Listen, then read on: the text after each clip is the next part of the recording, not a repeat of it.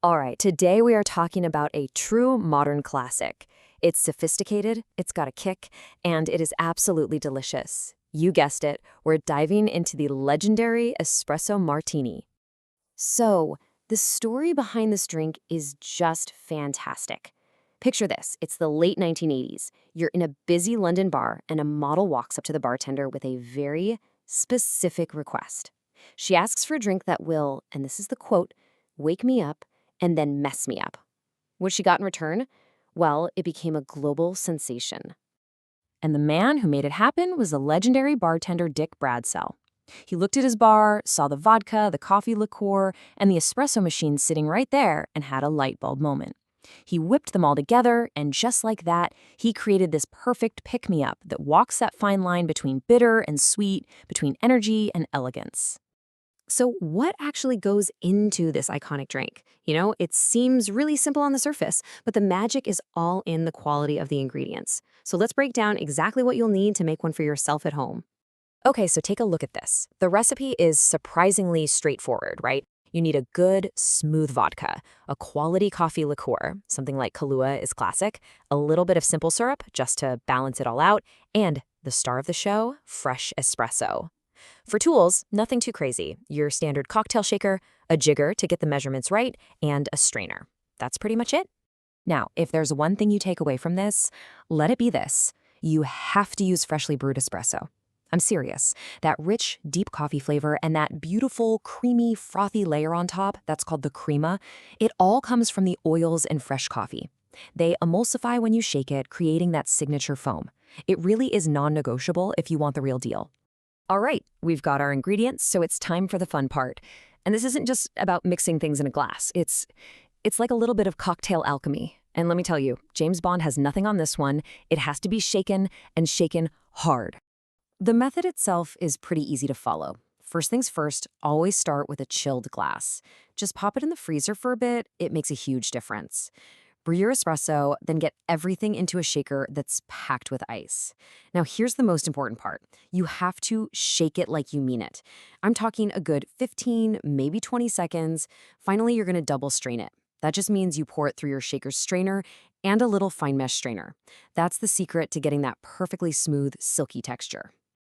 We are so close. The drink is poured, you've got that gorgeous crema sitting on top.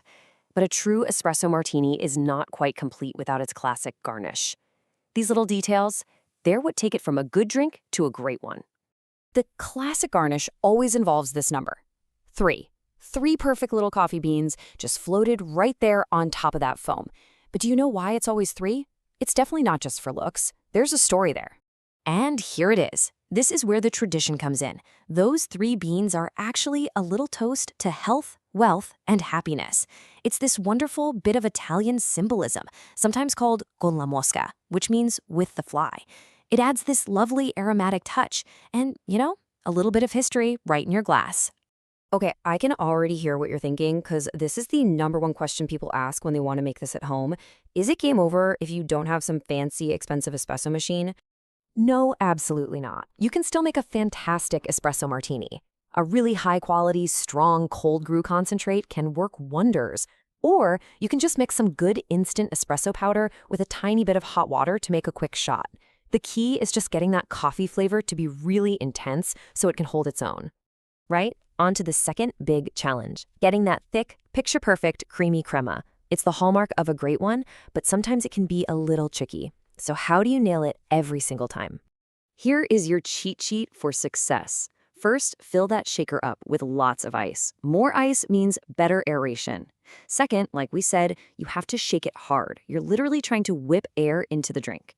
Third, yes, fresh espresso is always your best bet for that foam. And finally, remember to double strain.